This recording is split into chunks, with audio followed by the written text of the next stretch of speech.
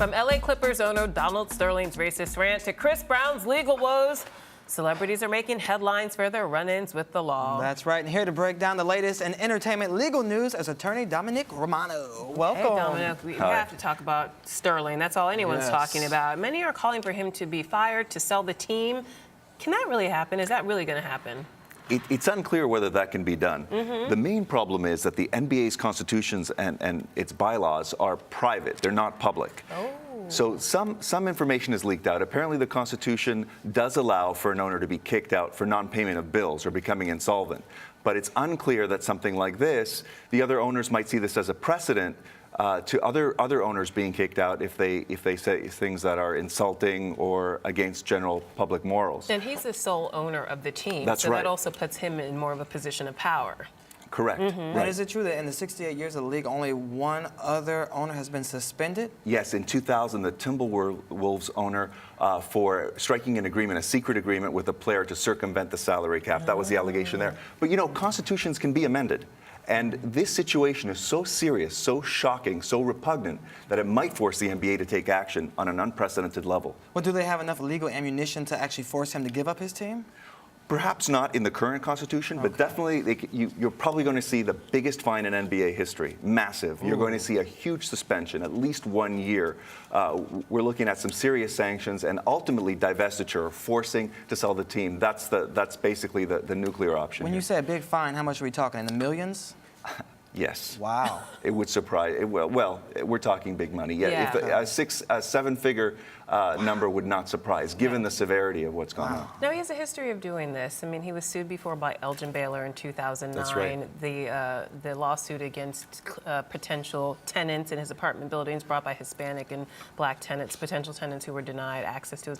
So we know that this person is capable of doing something like this. Is it really that shocking if he has this precedent? Well, let's remember that the comments haven't been completely verified yet. But assuming that they are, some people seem to never learn. Okay. Now, I know that in certain states, the person who is being taped must be told that they're being taped. Will that in any way impact the way that this case is assessed?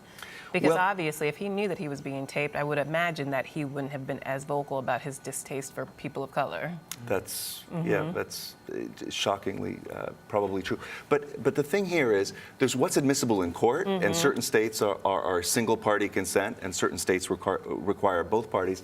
And there's what allows the NBA to take action if proven. If these are in fact his comments, the NBA cannot stand by and do nothing, regardless of whether there is enough consent to push it in court. All right, let's shift gears and talk about New Girl. Okay, the show is wildly successful, but two screenwriters are claiming that it's actually their show and not Fox's show. Do they have a leg to stand on? Do they have a case? Yeah, it's very interesting. This litigation's gone on for a few months now. According to the original complaint, Stephanie Counts and Sherry Gold, they were the original writers. They sent it to William Morris. William Morris Endeavor sent the script around, according to the complaint. And so the potential infringers, in this case Fox, had access. That's what they're saying. They had access to their script. They had read it. They had seen it. But there are a lot of similarities here. It's not just a handful of things. It's not just the concept. Fox is saying in their motion to dismiss that, well, these are general, unprotected, unprotectable ideas that are being copied. But the original screenwriters are saying, look, you know, this was based on one of our situations. Right. She, her partner, I think her husband was unfaithful, and she went to live with 3 single men, which is what the script's about. Her ex-beau in their treatment, in their pilot, his name is Spencer. Also on the New Girl, the same name. The friend's name best friend's name is Cece, spelled C-E-C-E in one, and the other just the initials C and C. Okay. We're talking about she goes to live with 3 unmarried men.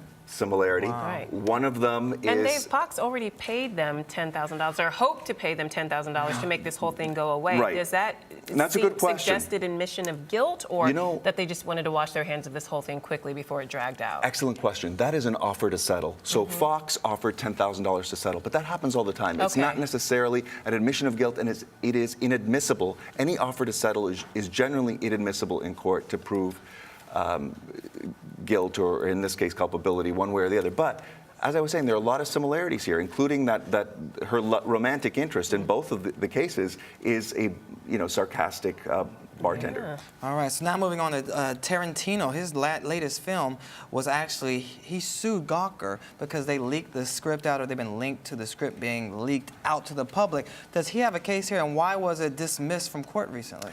So this was a case, this was a script rather, that Tarantino, someone had taken and uploaded it onto the internet. Right. And Gawker, what they did was they merely pointed to this website and said, they linked to it and said, you know, you can read his script here, a script that he was going to produce. Apparently, Tarantino was very angry, and he threatened that he was going to make that film. It wasn't going to be his next film. And then he said he was going to change things around. But really, by simply linking to the site or the sites, Gawker arguably is engaging in protected free speech. They're reporting the news. They're saying, hey, Tarantino's new script is online. Here it is. You can read it here. Can he refile, and will we Yes, have a case? he has until May 1st to refile. But Okay. here's the thing. What's the damage here? He's Exactly. getting lots of publicity, right? It's not like someone's going to go out and copy the script. You have to show that you're promoting a copying or a distribution or that an infringement. And Tarantino didn't do that. And that's why the motion to dismiss is partially successful, and that's why they're giving until May 1st to refile. Okay, let's talk about Chris Brown. He's been in jail since March 14th. Yes. Wow. Denied bail. What is going on here? Is he ever going to see the light of day? Well, you know, the latest situation is he was supposed to be in Washington later this week to face charges on the other matter. But now the bodyguard is refusing to testify until his appeals go through, Halsey. And so you have a situation here where, you know, this has been delayed potentially another 6 months. And it doesn't look good So for he Chris could Brown. potentially be in jail for at least another 6 months. Potentially he could be in jail for a while for violating those probation conditions. Ugh. Wow. Okay, give us the update on Prince and what's going on with Warner Brother Records. Okay, so under the Copyright Act of 1976, after 35 years, an author's rights to the master recording revert back to the person I who didn't realize yes. that. So Okay. basically, it started happening last year in 2013. So what labels are doing, they're going out and they're being proactive because they'd rather have negotiation and settlement rather than litigation. So it looks like here that even though Prince once, you know, said he was the artist formerly known as Prince, Right. went against the Yeah, had label. slave scrawled on his cheek, the whole nine. We Had a remember. complete falling out. Yeah. It seems that, you know, money. They kissed and made up. They've kissed and made up for the right amount. Oh, all right. Well, thank you so much for being here. I feel so much Pleasure. clearer now. Yeah, Don't you, it's one Shannon? happy ending. Exactly. Thank you so much. And you're watching the Rise Entertainment 360.